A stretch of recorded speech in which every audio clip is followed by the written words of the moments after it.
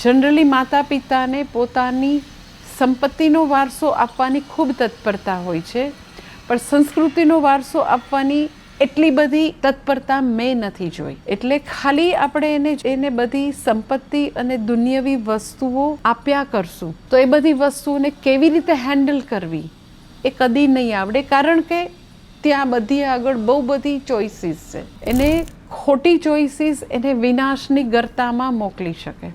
એટલે જ્યારે નાનપણથી શિક્ષણ આપવામાં આવે તો એ શિક્ષણ, આધ્યાત્મિક શિક્ષણ, આપણા બધી જ આપણા પ્રાર્થનાનો વારસો, એને આપણે ગાયત્રી મંત્ર પહેલેથી આપેલો હોય, આપણી બધી પ્રાર્થનાઓ અને પૂજાઓનો વારસો પહેલેથી આપ્યો હોય, તો એના જીવનમાં ખોટા ડિસિઝન નહીં લે. કારણ કે મનુષ્યનું જીવન જે છે એ સિરીઝ ઓફ ડિસિઝન એ મનુષ્યનું જીવન છે.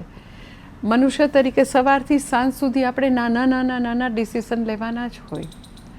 તો સાચા ડિસિઝન જે છે એ ક્લિયર માઇન્ડમાંથી, જે માઇન્ડ એવું શુદ્ધ અને સ્પષ્ટ છે, ક્લેરિટીવાળું મન જે છે, ત્યાંથી સાચા ડિસિઝન આવશે. પ્રાર્થનાઓ દ્વારા, ગાયત્રી મંત્ર દ્વારા એ બાળકનું મન જે છે એ સાચા ડિસિઝન લેશે.